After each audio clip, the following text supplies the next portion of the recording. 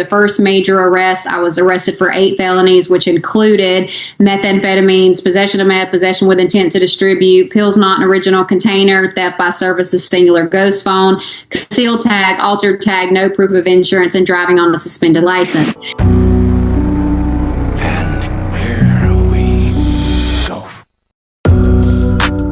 Now, out of all that, the only thing that was true was that I was driving on a suspended license. I did not have proof of insurance, and I did have a concealed and altered tag. Outside of that, I had no drugs on me. So I ended up beating that case. It was an illegal stop, illegal search, illegal seizure, but they were watching me at this point. And so they were just trying to catch me. Every other arrest that I had in between all of this, it was driving on a suspended license a couple of different times over an unpaid speeding ticket, just stupid stuff. Petty shit.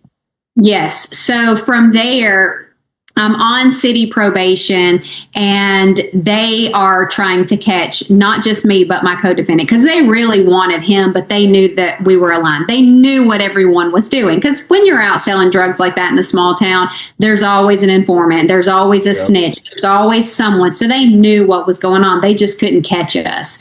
So we end up in a situation where one night we threw drugs out on the side of the road, and we went back and pick them up. And we did that because we were paranoid. Task force lined up across the street. We think they're about to try to, pull us over. So we go home, get up, go back the next day. The drugs are gone. We're looking for them. We know where we left them at. The police pull up, ask us what we're looking for. We make up a story. He leaves in my car, and they swarm him. And that's when we find out someone found the bag. They turned it in. They know what we're looking for. If we find your fingerprints on this bag, we're coming after y'all. Da, da, da, da. So after that, things started taking a really negative turn in not only our dynamic and our relationship, but the entire situation as a whole, because now we're paranoid. We know we've got this hanging over our heads. I haven't been convicted at this point for any major case. He, on the other hand, had already had 2 convictions. He served time. They're really wanting him.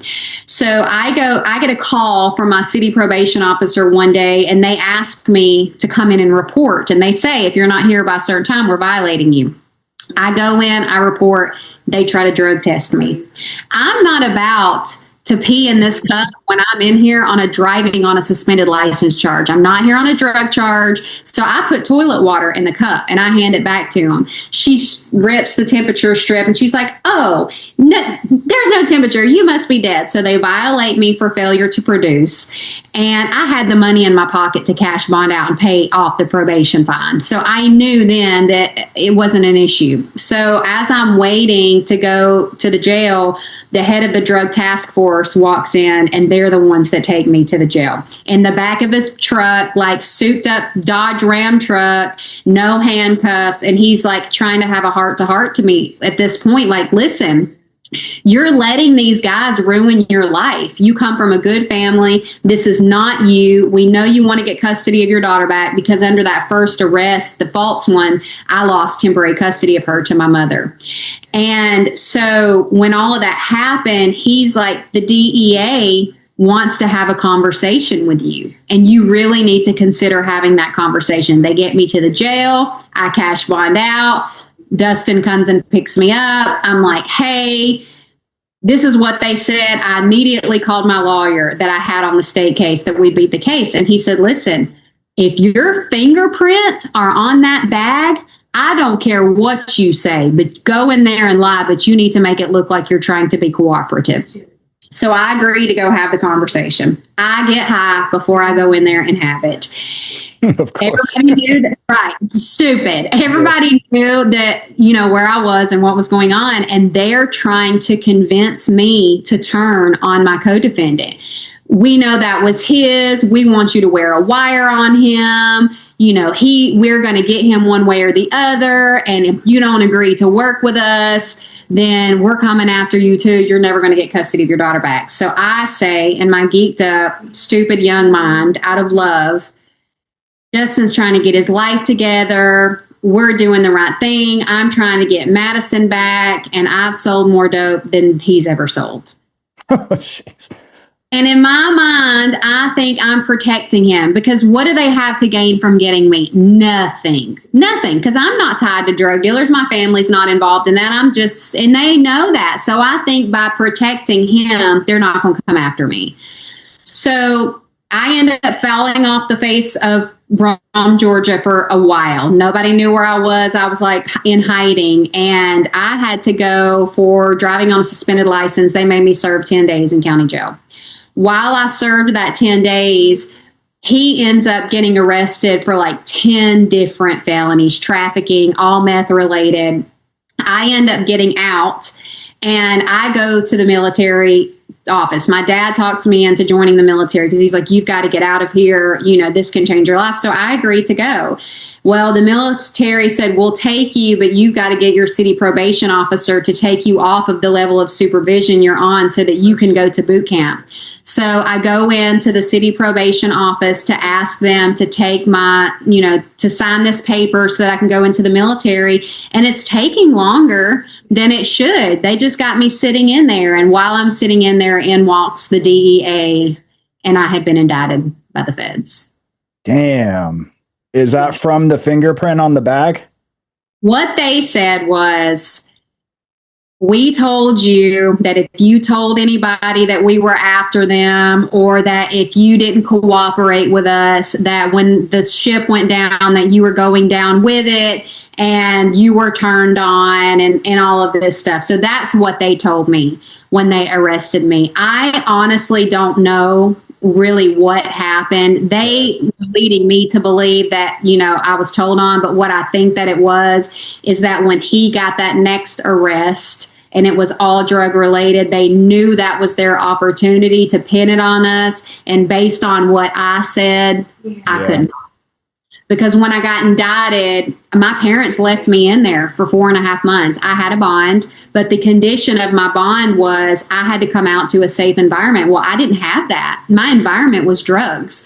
And they were so scared to death to let me come home because they're thinking I'm tied to, the cartel and who knows what. They don't know. No one in my family had ever been through anything like this.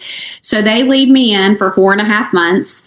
And while I was in there for like the first 2 weeks, I slept because I had, I was living this chaotic lifestyle for so long, and I had lost everything at that point. I had lost custody of my daughter. And when I lost custody of her, I lost my entire mind. I didn't want to live anymore. I did everything besides take my own life to take my own life. And so here I am. I have nothing left. My family's lost faith. I have nothing. And at that point, I was even bouncing around. I was homeless. I didn't have anywhere to go. Like, my life just went totally into the biggest disaster it could have been. Once I lost custody of Madison, I became homeless basically after that. I wasn't paying my bills. I was just getting high. I was going from place to place to place to place, and I was just hanging on by a thread. So here I am in county jail on a federal indictment, and about 2 weeks after I had been in there was a woman that came in with a church. And at this point, I had grown up in church. I, knew who God was, but I abandoned that religion part of my life when I was a teenager after my parents got divorced because I was angry. And she came up to me and she said, "Can you pray for me?" I'm like, well, at this point, I don't have anything. Can I pray for you? And at this point, I don't have anything left to lose. So yeah, you can pray for me, because the worst thing that's going to happen is what I'm going to incinerate in this moment. And I'm happy for this to be over. Yeah. So she prays for me, and she looks me directly in my eyes, and she said, "You will never go back to your addiction again." And in that moment, I knew I'd never go back, and I never did. It was like I could breathe again for the first time, and I never saw that woman again, and I do not know what her name is. And she did not know I was in there, because you couldn't look at me at that point and tell. I just didn't, my skin was clear, my teeth were fine, you just didn't know why I was in there. Right. And so from that moment forward, I started on this path to rediscover and redefine who God was in my life. And I began to heal, and I began to write letters and apologize to people, Madison's, dad, and the woman that he married, and my family. And I began to become this person that was to the heart of who I really wanted to be, because I was tired of that lifestyle for so long. I was paranoid. I didn't trust anybody. Every day I'm looking over my shoulder, wondering when I'm going to get caught. I lose my custody of my daughter. I was so hopeless, and I was in such a dark situation that nothing could pull me out of it. It had to be spiritual, because it couldn't come from any person. I was too far to be reached at that point. When was the first time during this process that you heard what kind of time you were facing? So when I got out on pretrial, my mom ended up bonding me out after 4.5 months. And at that point, we went and met with an attorney.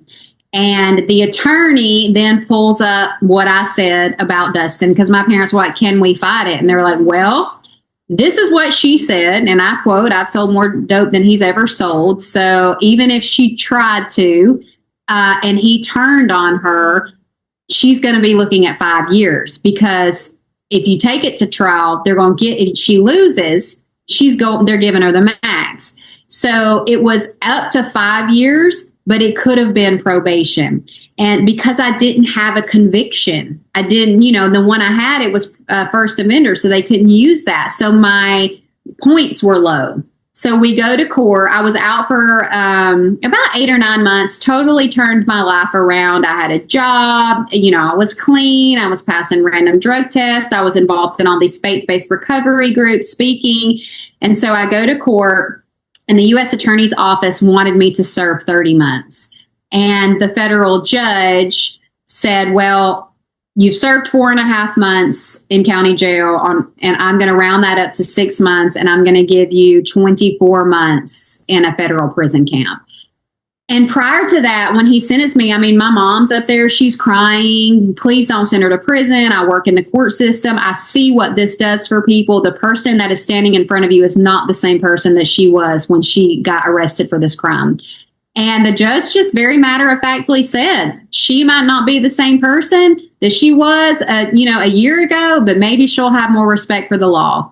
And when he sentenced me, my parents were just sobbing and crying. And at that point, I felt nothing, because I was so numb in my life at that point from everything that had happened, the weight of everything that I was carrying. In the midst of my addiction and my drug selling days, I had been physically abused. I had been abused otherwise, other ways as a woman. There was a lot of things that had taken place that there was nothing there. I was just this shell of a person. Well, I'm sure from being in jail that the first time you ever went to the time where you were in for like the 4 months, you heard people talk about the prison system and about state and fed. So when you got sentenced, were you scared about going into the federal prison system because of the violence and just how people are in general in there? I wasn't scared. I've never really been scared of anything in my life, which is why I ended up in prison, I think. Fear was not something fear was never my thing. So no, I was not scared. I don't really think I felt anything, to be honest with you. Because the weight of it hadn't hit me yet.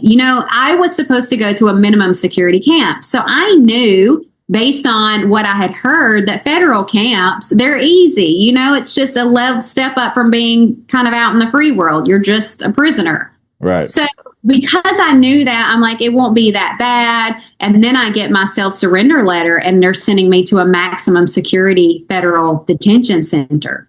Damn. All the way across the country. And there was nothing that could be done about it. So when I self-surrendered, the day I walked into that prison, I did not see actual true out in the sun daylight until I left almost 2 years later. It was a true max. Controlled movement, no outside yard, cells on the doors, locked down 3 times a day. It was basically like being in a county jail on steroids. So take me through how did you acclimate into that? How long did it take you to get a routine, and what were some of the crazy things that you experienced during that time? So when I initially got there, the weight of it hit me when that door closed behind me. Yeah. And to anybody that's ever been incarcerated, that is a sound you will never forget. Yeah, facts. And when I got into that pod, that's when it hit me. I went into my cell, and the girl that I was rooming with initially was from San Francisco, I believe, and I just cried. I cried for days and days and days. I didn't come out of my cell. I just stayed in there and I just cried. And she really helped me to process the emotions of what I was going through because she understood.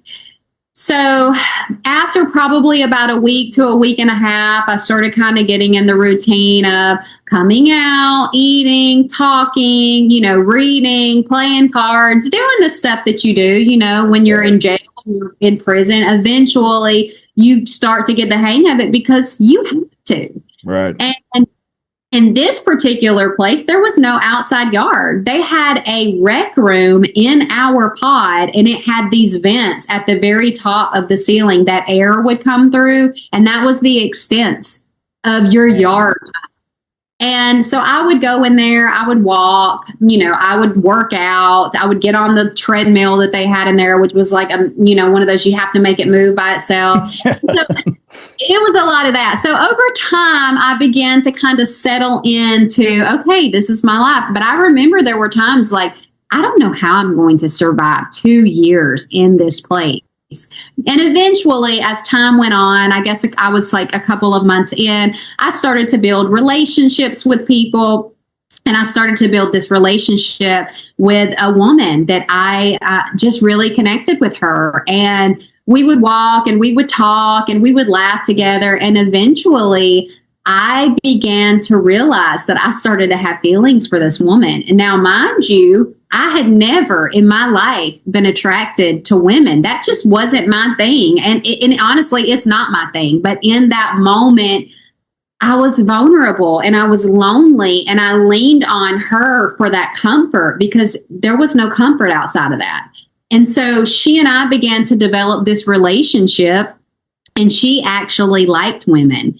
But she was really trying to not like women because she was just believed that it wasn't right. And she was trying to get right with God and all this stuff. So we end up having this conversation, and, she's like, and I say to her, like, I've got feelings for you. And she was Hispanic. She's like, Mommy, I'm trying to do the right thing, like I can't. And so she was like, we just need to stay friends. And so I walk out of the cell and I go down the hall, and I'm like, I know she did not just tell me she doesn't want to do this, because I know she does, because I feel it, right? So I go in there and I go back in her cell.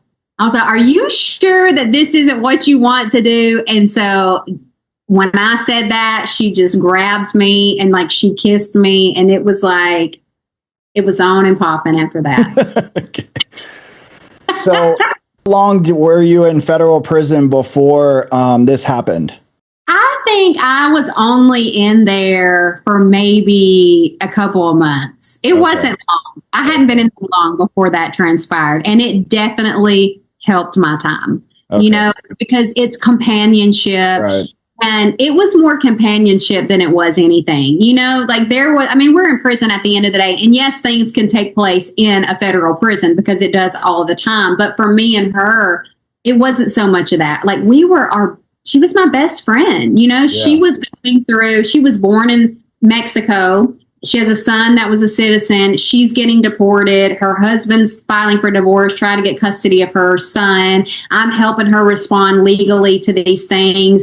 I'm dealing with the loss of my child and that thing. So we were really more so companions and best friends. We helped each other get through the depressing, the hard times, the holidays, because she understood what it was that I was experiencing. And she had already been in much longer than I had been. So it was really, not only was she my best friend, she was my therapist. She was what I needed and what I chose to align myself in that moment to survive that. And it wasn't out of safety or violence, because where I was, that was not taking place, not on the women's side. Now, it was a co-ed prison. So on the men's side, it was violent. It was like max. And so we would get locked down sometimes for days at a time because of the chaos that they had going on the men's side. Yeah. On the women's side, you had 3 years years or less if you were there. And so a lot of people had been transferred there from longer term, and they were just trying to get home. So there was never any type of chaos like that in the women's prison that I was in. I don't even think the whole time I was there was ever even a woman altercation in our unit. So it wasn't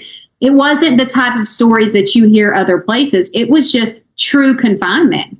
And then I got locked in solitary confinement one time for 3 weeks under investigation for something that I did not do. And I go down to my veg prep job. They come down and handcuff me and take me up to the shoe and dress me out into an orange jumpsuit. And they just leave me in there. There's no shower. I get out for 5 minutes to take a shower. Monday, Wednesday, Friday. Yeah. It's cold. I don't know why I'm in there yet. And I thought I was going to lose my mind in that place. And then when the feds show up and they're questioning me, they're trying to get me to admit that I was having a relationship with a male officer. And I was not. Damn. Yes. So he was already under investigation because he was, in fact, sleeping with another inmate, and everyone knew it. And they had this relationship for like 3 years that she had been there, and it was like a real thing. Well, she gets arrested also to the shoe because they're investigating her. So I took her job in veg prep.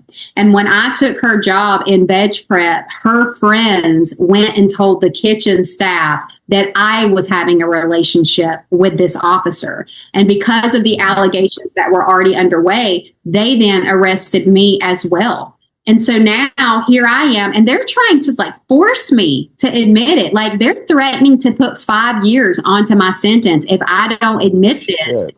Yeah, if they find out that I'm lying. I was like, I don't care what you do. We're going through all your stuff. We're doing this. I said, you can go through everything I have. You're not going to find anything that ties me or indicates that I have had a relationship with this officer.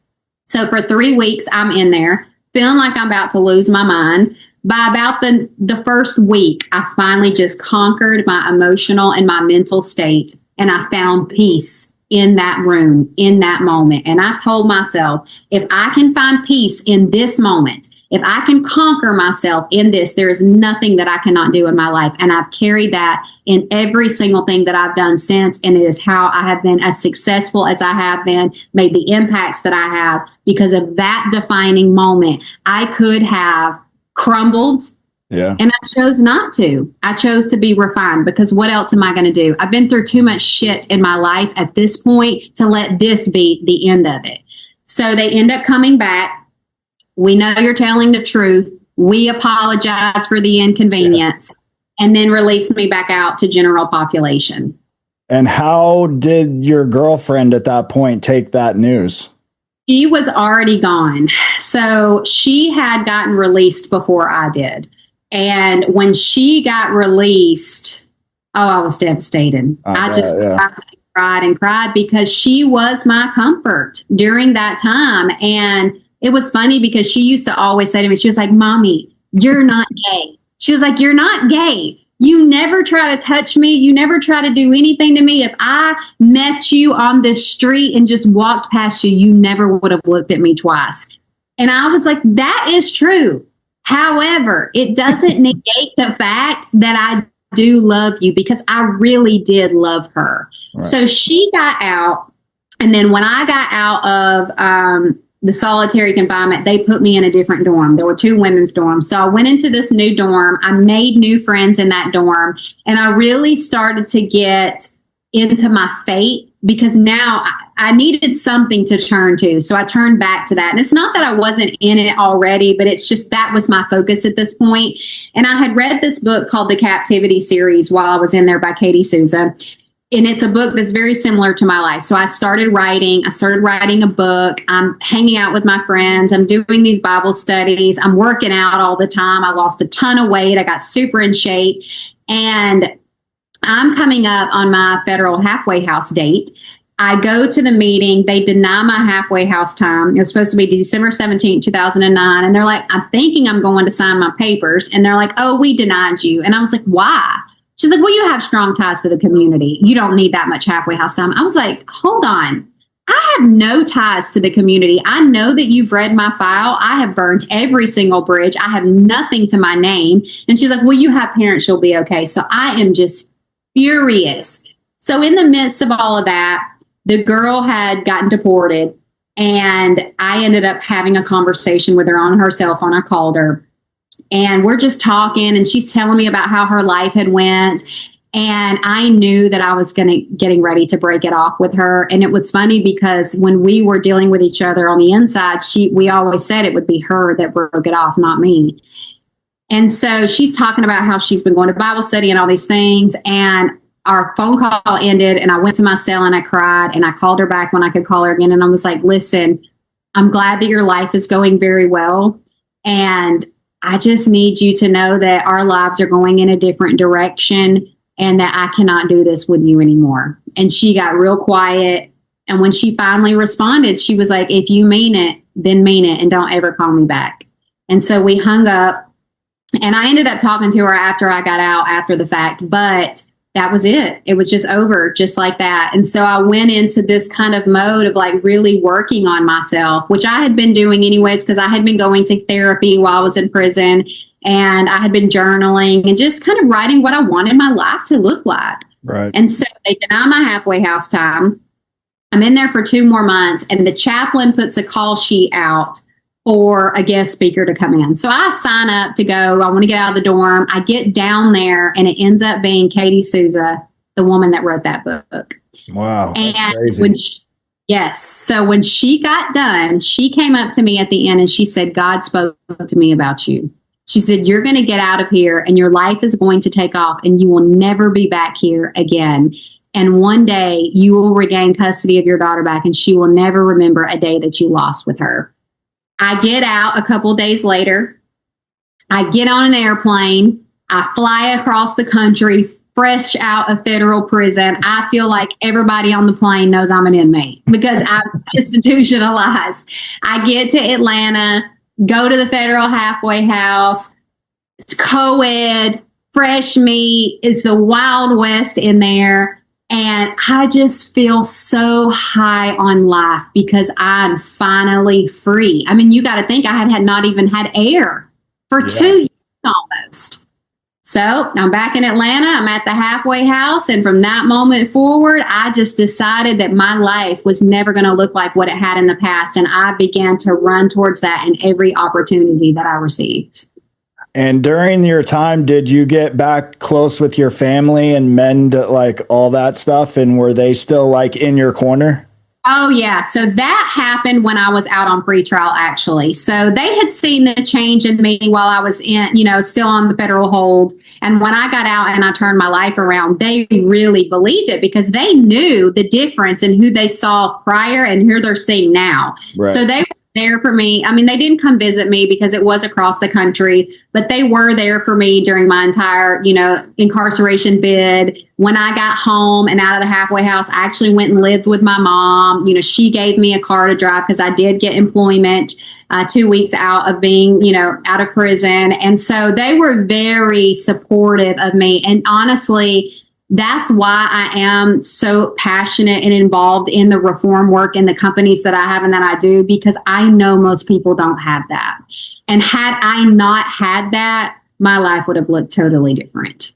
So what does your life look like today? So today I am an author. I have written The You Within, and it's about finding hope, purpose in your authentic self. Beyond all the trauma, beyond the crap, and all the bad decisions that you've made. I am a nationally recognized public speaker. I have spoken inside of federal prisons all over the United States on a government contract. I am a life coach, a business coach, and I'm a mentor. And I also have a company that's called Fill Your Cup. And what Fill Your Cup is just what it sounds like. Every day we are all walking around with a cup, right? And what you're pouring in that cup is determining what your day-to-day life will look like. Well, 90% of people's cup is cracked, and they don't even know that it's cracked, but that's the trauma, that's the brokenness, that's the shame, that's the mask I'm wearing. And so under this business, I do my life coaching. I do spiritual, like energy work with people. I actually work with people that have active addictions, and I help them in a non-traditional way. So I'm not sitting on here going through an NA or an AA with you. I am helping you to go via hypnosis and inner child healing, go into your subconscious mind and help you go back to the place that you got stuck at. And I help clear that for you so that there is no need for an addiction anymore. So my client base is people that are in active addiction, people that have just gotten out, people that feel like they're wearing a mask every single day, people that just need hope, just need direction, or I don't know what is wrong with me. And so that is what I do on a daily basis is I take on one-on-one coach clients in whatever way that they would choose. But the bulk of my clients actually since the Matt Cox podcast has been active addiction and people that feel like they are wearing a mask and they don't know how to take it off because no one around them knows who they really are except them. And so, that breeds this feeling of, I'm married to my wife, but she doesn't really know me because I'm living with a mask and she don't even know what I did in my past. So do you even love me? Because how can you love me if you don't know me? Right. And what it really is that this person doesn't love himself. And so I help people unpack the lifetime of traumas and find their best self and find their purpose. And I also am heavily involved in prison reform ministries. I've had many companies where I hire returning citizens. I'm not doing that right now, but I am highly connected in employment opportunities for people with reform. And so if it's prison reform related or healing or hope related, I'm doing it. So if someone wanted to reach out to you, how would they go about doing that? They can go to my website, which is www.fillyourcup.shop, or you can look me up on Instagram, the Jennifer Rogers. You can email me. I'll send you the links to all that. I also have a podcast called the Defensive Podcast with Jennifer Rogers. And in my podcast, I am highlighting a lot of my story is in there in different versions of the stuff that we didn't talk about today. However, the biggest thing that I'm doing is I'm highlighting the impact of incarceration on the individual and the familial unit. And so I'm talking about the injustice of the justice system. I'm interviewing people that were wrongly convicted. I'm interviewing the mothers of their sons and their daughters that are incarcerated, their children, the individual. So it's not necessarily like a true crime podcast. It's really shining light on, we have an issue with this justice system and it needs to be fixed. Yeah, I totally agree with you. How is the relationship with your daughter these days? So good. So Madison actually almost died from a ruptured brain aneurysm when she was 16 years old. Damn. I got custody of her back when she was 7, and it was a nasty custody fight, and I did win. But our relationship was so damaged and so broken at that point from the fracture that had happened that it was easier to be in prison than to walk through that with her, because it was very painful and it was very difficult. And I did not see an ending in sight for it. And at 16 years old, she almost died of a ruptured brain aneurysm. And when that happened, it healed the fracture of our relationship. Because when you're facing a situation that is death, everything else doesn't matter anymore at that point. And I knew when I was in that with her that there has to be a meaning in this, because we couldn't have went through everything that we went through to come to this moment and this just be it. And I remember screaming at God one night in that hospital during COVID at the top of my lungs, why are you doing this? I've had enough, because it looked like she was going to die. And they brought her back and she was normal for where we were in that moment. And she asked me, am I going to die? And I could not honestly tell her no. And of course I did, but I didn't even believe what I was saying.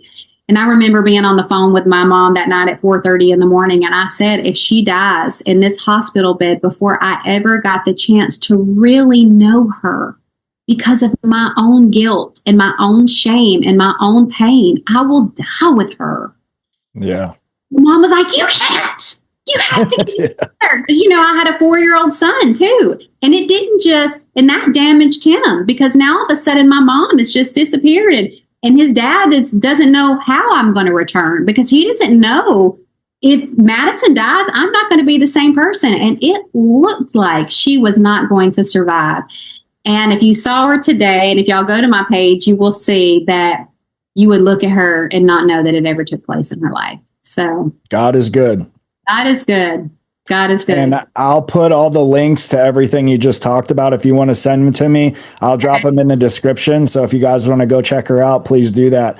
I appreciate you for coming on the channel and sharing your story. It's a crazy story, but props to you for not giving up, because you could have gave up so many times like through that story, and you just kept prevailing forward. So don't stop. You know what I'm saying? Yeah, no, thank you. I am not stopping. Listen, with all the stuff that you've been through, when you have a story like you have, when you have a story like I have, stopping is just not an option, because it would make everything in our past a waste. And I refuse to let that be wasted.